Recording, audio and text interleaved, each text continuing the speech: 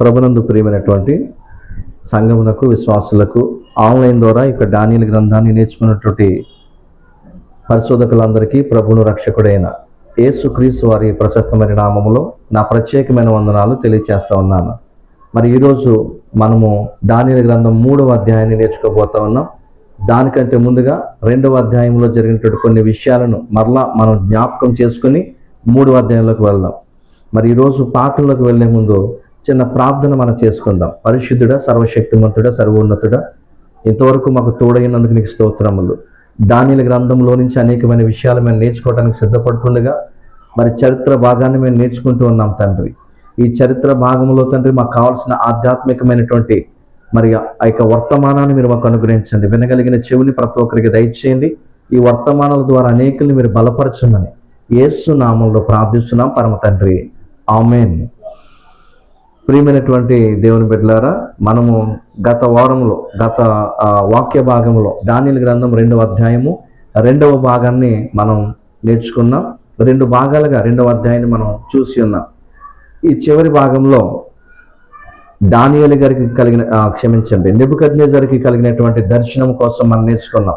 నెబుకద్నెజరు గారు ఈ రాజ్యాన్ని వారు జయించిన తర్వాత నా తర్వాత ఈ రాజ్యం ఏమవుతుంది అనేటువంటి ఆలోచనతో పడుకున్నప్పుడు ఒక కళని ఆయన కనటము, ఆ కళ మర్చిపోవటము, ఆ కళను కళ భావాన్ని దానియేలు గారు వివరించి చెప్పటము, ఆ యొక్క కళలో ఉన్నటువంటి ఆ భావము ప్రపంచ చరిత్రకి సంబంధించినదై ఉండటము మనం చూసాం.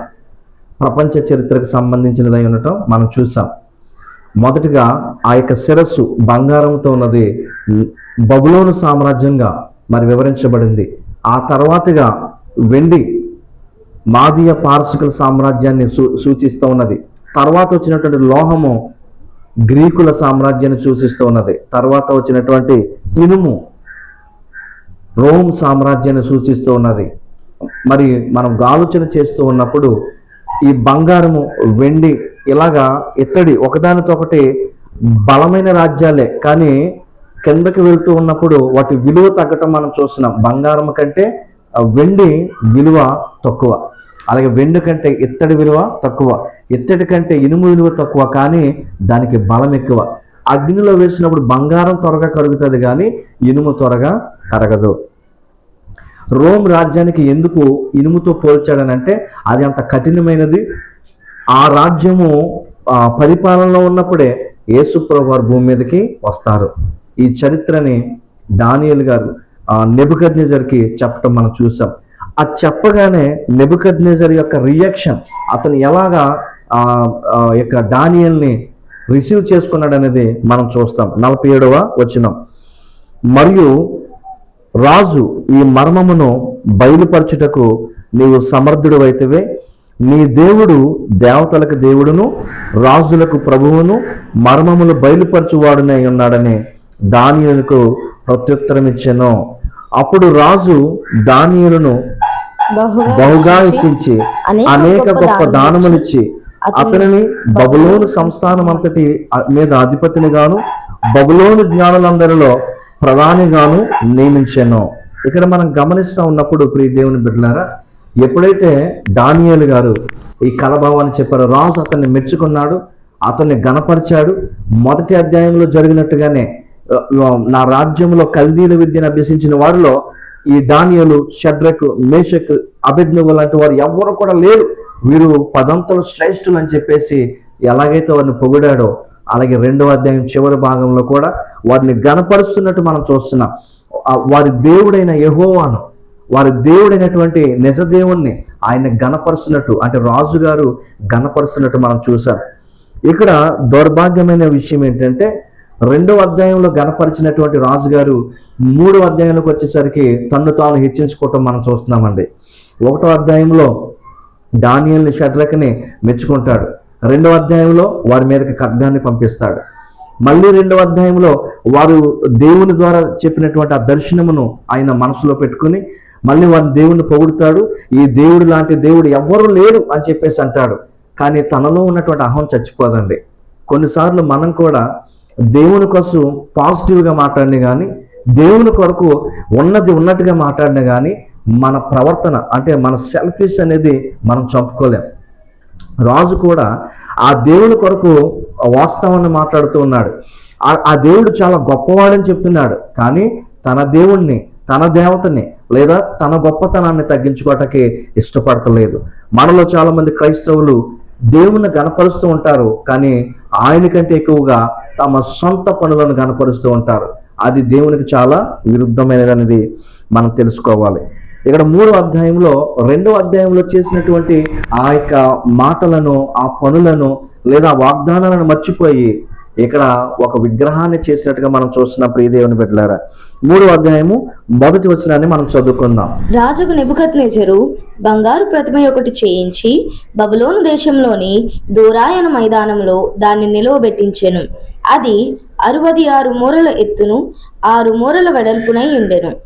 ఇక్కడ మనము 1వ వచనాన్ని గమనించినప్పుడు 3వ అధ్యాయంలో 1వ వచనాన్ని, రాజుకి దానియేలు గారు ఎప్పుడైతే నీవే ఆ బంగారు శిరస్సు అని చెప్పేసి అన్నాడో, ఇంకా ఆ బంగారంతో ఒక ప్రతిమని చేయించాడండి. బంగారంతో ఏం చేశాడమ్మా? ఒక ప్రతిమ. ఆయన తర్వాత ఇంకా రాజ్యాలు వస్తాయన్న సంగతి మర్చిపోయాడు. ఎవరు? నెబుకద్నెజరు గారు.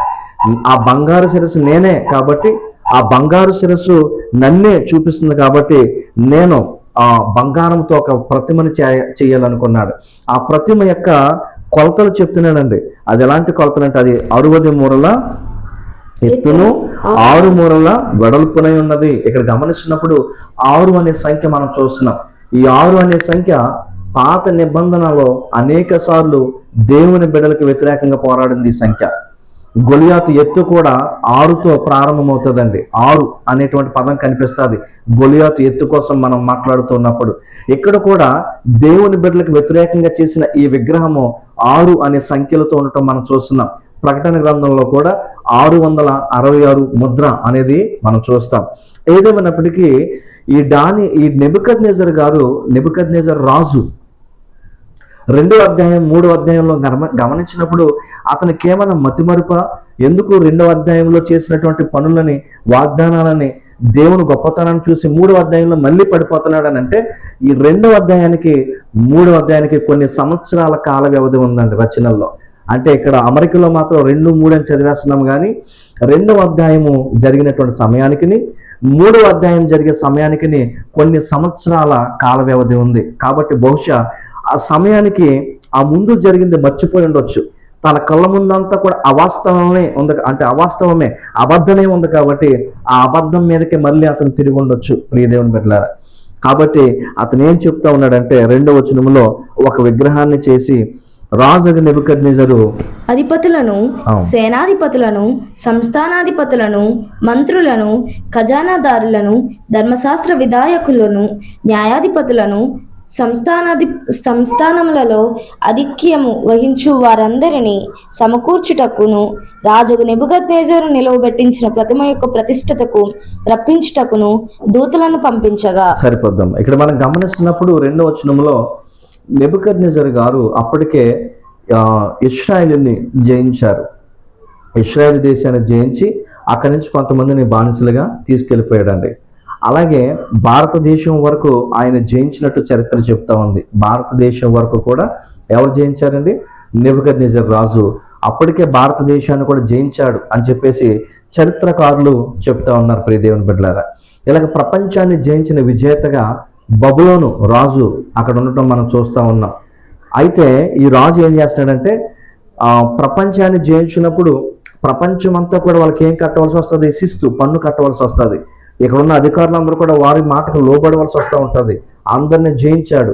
ఇలా జయించి ఒక్కొక్క రాజ్యంలో ఒక్కొక్క రాజుని నియమించుకున్నాడు. అందులో చివరి రాజుగా ఈ యొక్క యోధా రాజు లేదా ఈ యెరూషలేముకు రాజు ఎవరున్నారంటే సిద్కియా అనేటువంటి వ్యక్తి రాజుగా ఉండటం మనం చూస్తున్నాం. ప్రియ దేవుని బిడ్డలారా, అన్ని రాజ్యాల నుంచి, అన్ని దేశాల నుంచి రాజులు అక్కడికి రావాలి. అన్ని ప్రాంతాల నుంచి ప్రజలు అక్కడికి రావాలి. ఈ యొక్క యెరూషలేము నుంచి యోధా చివరి రాజుగా సిద్కియా కూడా అక్కడికి వస్తున్నాడు. అయితే ఆ రాజులకి పంపించినటువంటి వార్త ఏంటంటే, నెబుకద్నెజరు రాజు ఎంతవరకు జయించాడో అంతవరకు ఉన్నటువంటి ఆయా భాషలు మాట్లాడేటువంటి రాజుల్ని అందరినీ కూడా రప్పించమన్నాడు. ఎందుకు రప్పించమన్నాడు? తన దేశంలోకి రప్పించిన తర్వాత నేను ఒక విగ్రహాన్ని తయారు చేశాను, ఆ బొమ్మని ప్రతిష్ఠించాలనుకున్నాను అని చెప్పేసి ఆయన మాట్లాడుతూ ఉన్నాడు. వచ్చే ప్రతి ఒక్కరు కూడా, ప్రతి రాజు కూడా ఆ విగ్రహాన్ని చూసి ఆ ప్రతిష్టకు హాజరై అక్కడ పెట్టిన భోజన పదార్థాలు తిని ఇంటికి క్షేమంగా వెళ్దామని వస్తున్నారు. ఇక్కడ తాకీదుల్లో లేదా రాజు పంపినటువంటి శాసనంలో ఉన్నది ఏంటంటే విగ్రహ ప్రతిష్టకు కూడిరండి అని మాత్రమే పంపించాడు. విగ్రహ ప్రతిష్టకు కూడిరండి అని మాత్రమే పంపించాడు. ఎక్కడా కూడా తను మొదట పంపిన సందేశంలో విగ్రహానికి నమస్కారం చేయాలని పంపించలేదు. ప్రియ దేవుని బిడ్డలారా, అందరూ రాజులు అక్కడికి వచ్చేసారు. అందరు రాజులు వచ్చేసిన తర్వాత తన రాజ్యంలో ఉన్నటువంటి గేట్లన్నీ కూడా ముయించి ఆ లోపల అప్పటికప్పుడు తీసుకుని చాటించిన నిర్ణయం ఏంటంటే, ఇప్పుడు 4వ వచనం, ఇట్లుండగా ఒక దూత చాటించినది ఏమనగా, జనులారా, దేశస్థులారా, ఆయా భాషలు మాట్లాడువారులారా మీకు ఆజ్ఞ ఇచ్చుచున్నాను. గమనిస్తున్నారా అండి? అందరూ వచ్చి నిలబడ్డారు. ముందు ఆయన ఇచ్చిన ఇన్విటేషన్ లో ప్రతిష్ట మాత్రమే ఉన్నది. ఎక్కడ కూడా మీరు బొమ్మకి నమస్కారం చేయాలి, విగ్రహానికి నమస్కారం చేయాలని ఎక్కడ కూడా అయినా మెన్షన్ చేయలేదు. అలాగే భారతదేశం నుంచి కూడా ఒక రాజు అక్కడ అటెండ్ అవుతున్నాడు రిప్రజెంటేటివ్ గా.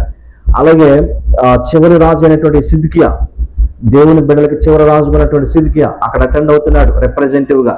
ఆయన జయించిన ప్రతి ఒక్క దేశం నుంచి ఒక్కొక్క రాజు ఆ యొక్క ప్రాంగణానికి చేరుకున్నారు. మొత్తం డోర్స్ అన్ని క్లోజ్ చేసిన తర్వాత అప్పటికప్పుడు ఒక దారుణమైనటువంటి లేదా ఒక వ్యతిరేకమైనటువంటి ఒక బలవంతమైనటువంటి ఒక చాటింపు వేస్తా ఉన్నాడని నెబుకద్నెజరు. ఏంటమ్మా ఆ చాటింపు మనం చదువుదాం. ఆ దూత ఏం చాటించాడు? 5వ వచనం, ఏమనగా బాకా, పిల్లంగ్రోవి, పెద్ద వీణే, సింఫోనియా వీణే, విపంచిక, సకల విధములకు వాయిద్య ధ్వనులు మీకు వినబడినప్పుడు రాజగు నెబుకద్నెజరు నిలవబెట్టించిన బంగారు ప్రతిమ ఎదుట సాగిలపడి నమస్కరించుడి. సరిపోద్దాం. సాగిలపడి నమస్కరించుడి. ఇక్కడ ముందు పంపిన ఇన్విటేషన్ లో, ఆ దేశాలకు వెళ్ళిన ఇన్విటేషన్ లో నమస్కరించడం అనే మాట లేదు. మీరు చదివితే 2వ అధ్యాయం కానీ 3వ అధ్యాయం కానీ ప్రతిష్ఠిత మాత్రమే రాశాడు. ఇక్కడ అక్కడికి వచ్చిన తర్వాత ఆన్ ద స్పాట్ లో ఆయన ఒక ట్విస్ట్ ఇస్తున్నాడు అందరికీ కూడా సడన్ గా ఒక ఆలోచన పెడతా ఉన్నాడు. అదేంటంటే, నేను ఇక్కడ ఈ సంగీత వాయిద్యాలు వాయిస్తూ ఉన్నప్పుడు ఎప్పుడైతే ఇవి మోగుతూ ఉంటాయో అప్పుడు మీరు అందరూ కూడా నా దేవతకు మీరు ఏం చేయాలి? నమస్కారం చేయాలి. సాగిలపడి నమస్కరించిన వాడు ఎవడో వాడు మండుచున్న అగ్నిగుండంలో వేయబడతాడని చెప్పేసి అక్కడ ఆజ్ఞ ఇవ్వటం మనం చూస్తున్నామండి. 6వ వచనం, సాగిలపడి నమస్కరింపని వాడెవడో వాడు మండుచున్న అగ్నిగుండములో తత్క్షణమే వేయబడును. 7వ వచనంలో, సకల జనులకు బాకా, పిల్లంగ్రోవి, పెద్ద వీణే, సంపోనియా, విపంచిక, సకల విధములకు వాయిద్య ధ్వనులు వినబడగా ఆ జనులను దేశస్థులను ఆయా భాషలు మాట్లాడువారు సాగిలపడి రాజు నెబుకద్నెజరు నిలవబెట్టించిన బంగారు ప్రతిమకు నమస్కారం చేసిరి. చూసారండి, బంగారు ప్రతిమకి ఏం చేశారంట? నమస్కారం చేశారు. ప్రియ దేవుని బిడ్డలారా, గమనించినప్పుడు బాగా లోతుగా వెళ్ళి చరిత్రలోకి వెళ్ళి గమనించినప్పుడు సిద్కియా కూడా ఆ విగ్రహానికి నమస్కారం చేశాడు.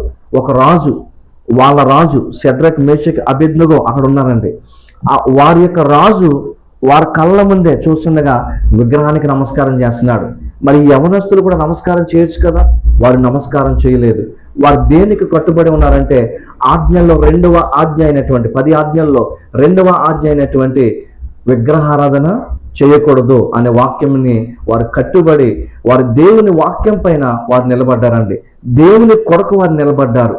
అక్కడ రాజు ఏం చేసేస్తాడో అని భయం వారికి లేదు. మేము దేవునికి భయపడుతూ ఉన్నామని చూపించారు. మేము దేవునికి లెక్క చెప్పుకోవాలి, సమాధానం చెప్పుకోవాలి అన్నట్టుగా వారికి నిలబడిపోయినట్టు మనం చూస్తూ ఉన్నాం. మనం ఎలాంటి స్థితిలో ఉంటామంటే ఆ సిద్కియా వలె రాజుకి ఏం సమాధానం చెప్తాం, తర్వాత ఆ పెద్దలకి ఏం సమాధానం చెప్తాము, ఈ నాయకులకి ఏం సమాధానం చెప్తామని ఆ తప్పుడు పనులు చేయడానికి మనం లొంగిపోతూ ఉంటాం. ఇక్కడ వాక్యంలో ఉన్నవారు, వాక్యం నేర్చుకున్నవారు షడ్రక్, మేషక్, అబేద్నెగో అన్యుల దేశంలో ఉన్నవారు దేవుని కొరకు నిలబడటం మనం చూస్తున్నాం. దేవునికి మహిమ కలుగును గాక. వాళ్ళున్నది వారి సొంత దేశంలో కాదండి, వారున్నది వారి సొంత ఇశ్రాయేలు ప్రాంతంలో కాదు, అన్య దేవతను ఆరాధించేటువంటి స్థలంలో వారు ఉన్నారు. అన్య దేవతకి నమస్కారం చేయకపోతే చంపుతాము అనేటువంటి ఒక ఆజ్ఞ జారీ అయినటువంటి స్థలంలో వారు ఉన్నారు. అయినప్పటికీ కూడా వారు తమ ప్రాణాలకి భయపడలేదు, కానీ దేవుని వాక్యానికి లోబడినట్టుగా మనం చూస్తూ ఉన్నాం. అక్కడ మనం చూస్తున్నప్పుడు షడ్రక్ మేషక్ అబేద్నెగోల్ని వారు ఏం చేశారంటే చదువుదాం మీరు. అగ్నిగుండంలో వేసినట్టు మనం చూస్తున్నాం. 22 వచనం ఒకసారి చదువుకుందాం. రాజాజ్ఞ తీవ్రమైనందునను గుండము మిక్కిలి వేడిమి గలదైనందున షడ్రకు మేషక్ అబేద్నెగోలను విసిరివేసి ఆ మనుషులు అగ్ని జ్వాలల చేత కాల్చబడి చనిపోయిరి. విసిరివేసిన ఆ మనుషులు అగ్ని జ్వాలల చేత కాల్చబడి చనిపోయినట్టు మనం చూస్తున్నాం. ప్రియ దేవుని బిడ్డలారా, ఇక్కడ మరొక్కసారి ఈ 3వ అధ్యాయాన్ని మొదటి నుంచి క్షుణ్ణంగా పరిశీలన చేసుకొద్దాం. నెబుకద్నెజరు ఏమనుకున్నాడంటే, నేను ఒక బంగారు ప్రతిమ చేశాను, దీనిని గణపరచాలనుకుంటున్నాను, ఈ పండగకి లేదా ప్రతిష్టకి ప్రతి ఒక్కరు కూడా కూడి రండి అందరిని పిలిపించాడు. వస్తున్నటువంటి రాజులు అందరూ కూడా దేని కొరకు వచ్చారంటే, ఆ ప్రతిష్టకి ఎంత ఘనంగా చేస్తాడో, ఎంత అద్భుతంగా ఉంటుందో, ఆ విగ్రహము ఎంత బ్రహ్మాండంగా ఉంటుందో అని చూడటానికి వచ్చారు. కానీ తిరిగి వెళ్తున్నప్పుడు, వారి దేశానికి తిరిగి వెళ్తున్నప్పుడు ఆ విగ్రహం కోసం వారు మాట్లాడుకుంటూ వెళ్ళలేదు, కానీ నిజ దేవుని కొరకు మాట్లాడుకుంటూ వారి దేశాలకు వెళ్ళినట్టు ఈ యొక్క చాప్టర్ మనకు తెలియజేస్తుంది. ప్రియ దేవుని బిడ్డలారా, సువార్త అనేది క్రీస్తు శకంలోనే కాదండి, క్రీస్తు పూర్వం నుంచే దేవుని గూర్చిన సువార్త, ఆయన నిజ దేవుడు అన్నటువంటి సువార్త ప్రకటించబడుతూ ఉంది. షడ్రక్ మేషక్ అబేద్నెగోలు అక్కడ నిలబడి దేవుని గూర్చిన సువార్తని, దేవుని గూర్చినటువంటి ఆ యొక్క వార్తని అక్కడ ప్రకటిస్తూ ఉన్నారు. వారిని పట్టుకుని అగ్నిగుండంలోకి విసిరేసిన కథ అంతా మనకు తెలుసు. అయితే తెలుసుకోవాల్సింది ఏంటంటే, వారిని విసిరేసినటువంటి ఈ మనుషులు కాలిపోయారు. అగ్నికి తెలుసు ఎవరిని కాల్చాలో ఎవరిని కాల్చకూడదో. దేవుడు ఆ అగ్నికి ముందుగానే ఆజ్ఞ ఇచ్చాడండి. నువ్వు అగ్నిలో నడిచినప్పుడు జ్వాలలు నిన్ను కాల్చజాలవు. యెషయా గ్రంథంలో ఒక చక్కని వాగ్దానం ఉంది. నువ్వు నదులలో వెళ్తున్నప్పుడు జలములు నిన్ను ముంచవు అని చెప్పేసి అంటా ఉన్నాడు. భయపడకము, నేను పేరు పెట్టి నేను పిలిచాను, నీవు నా సొత్తు. వారు అగ్నిలో ఉన్నప్పుడు అగ్ని వారిని కాల్చకూడదని దేవుడు ముందుగానే అగ్నికి వాగ్దానం ఇచ్చాడు, ఆజ్ఞ ఇచ్చాడు. ఆ అగ్నిలోకి సాక్షాత్తు యేసు ప్రభువే దిగి వచ్చాడండి. ఆ అగ్నికి తెలుసు ఎవరిని కాల్చాలి ఎవరిని కాల్చకూడదు. అగ్నిగుండంలో విసిరేసినప్పుడు వీళ్ళ కాలిపోతారు, మాడి మసైపోతారు అనుకున్నారు. పరిశుద్ధుల్ని కాల్చకూడదని, దేవుని బిడ్డల్ని కాల్చకూడదని అగ్నికి ముందుగానే ఆజ్ఞ జారీ చేయబడింది. విసిరేసిన వారు పరిశుద్ధులు కాదు కాబట్టి, అగ్నిగుండంలోకి షడ్రక్ మేషక్ అబేద్నెగోల్ని విసిరిన వారు అపవిత్రులు కాబట్టి వారు కాలి బూడిదైపోయారు. ప్రియ దేవుని బిడ్డలారా, అగ్నిగుండంలో కూడా, అగ్నిగుండం అనేది కూడా దేవుని బిడ్డలకి ఏ హాని చేయదు అని చెప్పడానికి ఇది గొప్ప నిదర్శనం. అగ్నిగుండం దేవుని బిడ్డలకి, నిజమైనటువంటి దేవుని బిడ్డలకి ఏ హాని కూడా చేయదు. ఇక్కడ గమనిస్తూ ఉంటే మనము ఒక గొప్ప విషయాన్ని చూడవచ్చు. 25 వచనం. అందుకు రాజు, నేను ముగ్గురిని కదా వేశాను, కానీ నేను నలుగురిని చూస్తున్నాను. 4వ వాడి రూపం ఎలా ఉందంటే దేవతల రూపం పోలి ఉన్నది. ఇది హిబ్రూ బైబిల్లో డైరెక్ట్గా దేవుని రూపం అని చెప్పేసి చెప్తా ఉన్నాడండి, లేదా సన్ ఆఫ్ గాడ్ అని చెప్పేసి రాస్తా ఉన్నాడు. ప్రియ దేవుని బిడ్డలారా, గమనించినప్పుడు దేవుని కుమారుడు ఆ ముగ్గురితో పాటు 4వ వ్యక్తిగా అగ్నిగుండంలో ఉన్నాడండి. దేవుడే తన బిడ్డలను రక్షించడానికి అక్కడ దిగి వచ్చాడు. సాక్షాత్తు ఆయనే వారి మధ్యలోకి వచ్చాడండి. ఈరోజు మనం ఏ కష్టంలో ఉన్నా, ఏ ఇబ్బందుల్లో ఉన్నా ఆయనే స్వయంగా కలుగు చేసుకుని మనకు సహాయం అందించేటువంటి గొప్ప దేవుడు. ఇంకా కిందకి చదువుదాం. నెబుకద్నెజరు అహం మరొకసారి అణిగిపోతా ఉన్నది. 28వ వచనం. నెబుకద్నెజరు షడ్రకు మేషకు అబేద్నెగో గమనిస్తున్నారండి. ముందు 2వ అధ్యాయంలో ఏం చెప్పాడు, 1వ అధ్యాయంలో ఏం చెప్పాడు, 2వ అధ్యాయంలో 3వ అధ్యాయంలో కూడా అదే చెప్తాడు. షడ్రక్ మేషక్ అబేద్నెగో అను వీరి దేవుడు పూజార్హుడు. ఆయన దేవునికి స్తోత్రం. పూజార్హుడు. తన దేవతకి నమస్కరింప చేయడానికి అనేకులు రప్పించాడు. ఈ ముగ్గురు నిలబడి, ప్రపంచ దేశాలు అక్కడ ఉన్నాయండి, ప్రపంచ దేశాలు. మనము మర్చిపోకుండా విషయం ఏంటంటే, నెబుకద్నెజరు నిలబెట్టిన ఆ ప్రతిష్టకు వచ్చింది తన దేశస్తులే కాదు, ప్రపంచ దేశాల్లో ఉన్నటువంటి ప్రజలు, ఆయా భాషలు మాట్లాడేవారు. ఇతను ఎంత లెక్క జయించాడో ఆ ప్రజలందరూ కూడా అక్కడికి వచ్చారని చరిత్రకారులు చెప్తున్నారు. ఈ వచ్చినటువంటి ప్రపంచానికి అందిన సువార్త ఏంటంటే నెబుకద్నెజరు నోటి ద్వారా, చదవండి, షడ్రక్ మేషక్ అబేద్నెగోను వీరి దేవుడు పూజార్హుడు, నిజంగా పూజార్హుడు. ఆయన తన దూతనంపి తన ఆశ్రయించిన దాసులను రక్షించెను. వారు తమ దేవునికి గాక మరి ఏ దేవునికి నమస్కరింపకయు ఏ దేవుని సేవింపకయు యుందుమని తమ దేహములను అప్పగించి రాజు యొక్క ఆజ్ఞను వ్యర్థపరిచిరి. దేవుని ఆజ్ఞ కంటే రాజు ఆజ్ఞ మాకు ఎక్కువ కాదు. రాజు ఆజ్ఞను ఏం చేశారంటే వ్యర్థం చేసి పడేశారు. ఎందుకో తెలుసా? దేవుడు చెప్పిన దానికంటే ఒక మనిషి చెప్పింది నాకు ఏమాత్రం ఎక్కువ కాదు. దేవుడు చెప్పింది చేస్తే చాలు. ఈ రోజున చాలా మంది బైబిల్లో లేనివి చేస్తున్నారు, బైబిల్లో లేనివి. ఇక్కడ మనం గమనించినట్లయితే దేవుని ఆజ్ఞ కంటే మనుషుల ఆజ్ఞలు మనకు ఎక్కువైపోతున్నాయండి. ఇక్కడ షడ్రక్ మేషక్ అబేద్నెగో మాకు రాజు ఆజ్ఞ కంటే దేవుని ఆజ్ఞ చాలా ముఖ్యమైనదే అని చెప్పేసి రాజు ఆజ్ఞను ఏం చేశారంట?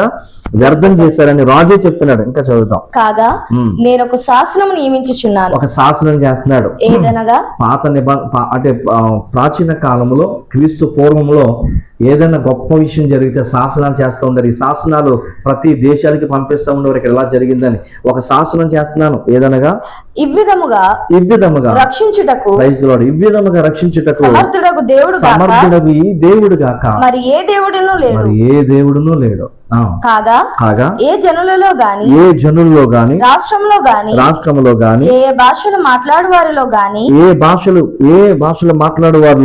షడ్రక్ మేషక్ అబేద్నెగో వారి దేవుని ఎవడు దూషించునో వాడు తుత్తినీలుగా చేయబడును, వాని ఇల్లు ఎప్పుడును పెంటకొప్పగా ఉండెను. ఇక్కడ గమనిస్తుంటే 29 వచనం కూడా ప్రపంచ దేశాలకి ఇతను ఈ శాసనాన్ని రాస్తున్నట్టుగా మనం చూస్తున్నామండి.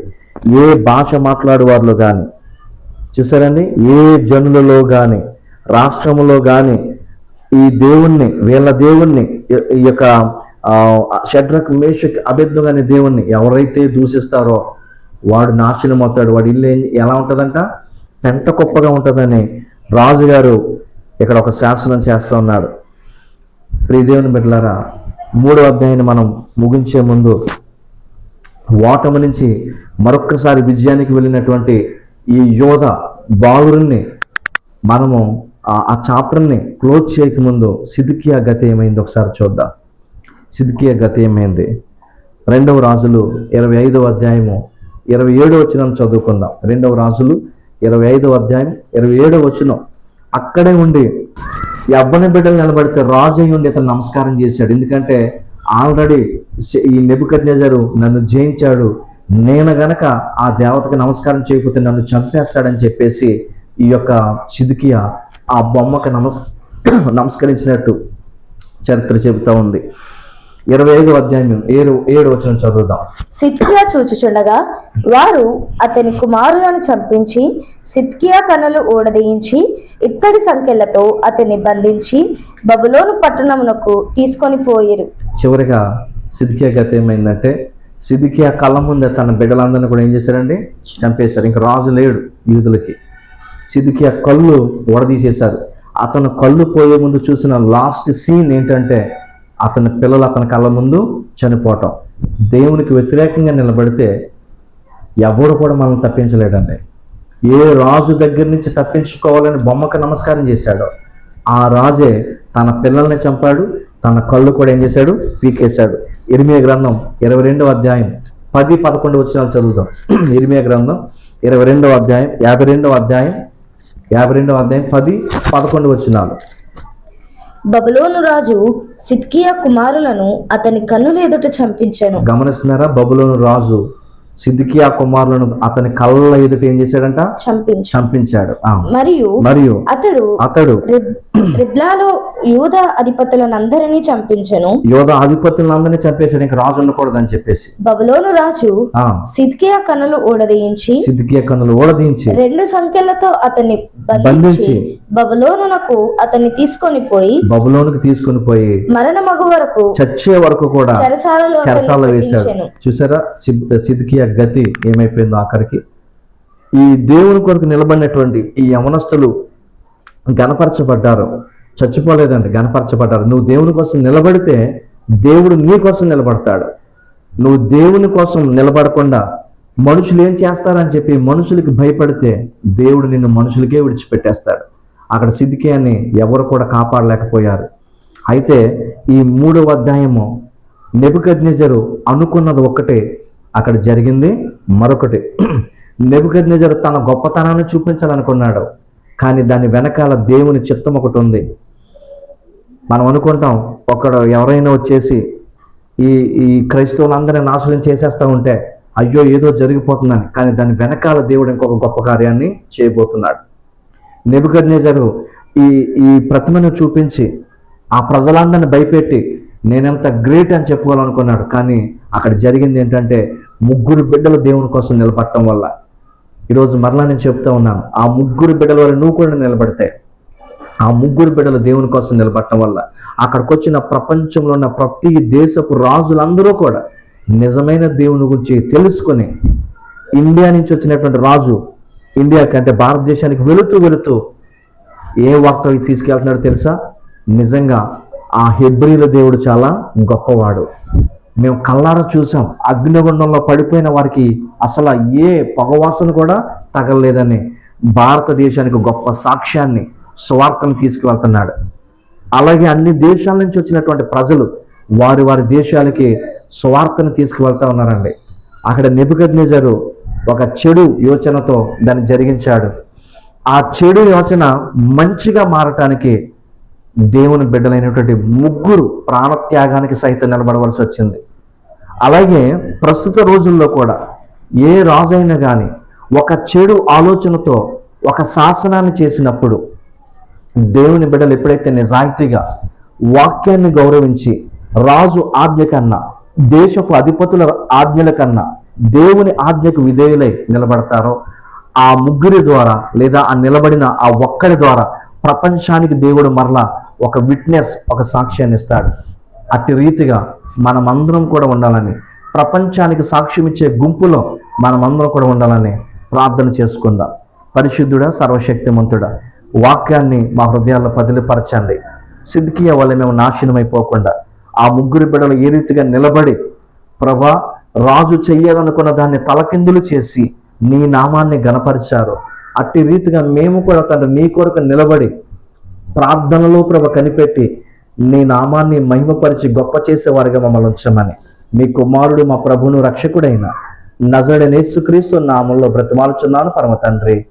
ఆమేన్. ఆమేన్. దేవుడు మిమ్మల్ని దీవించును గాక. ఆమేన్.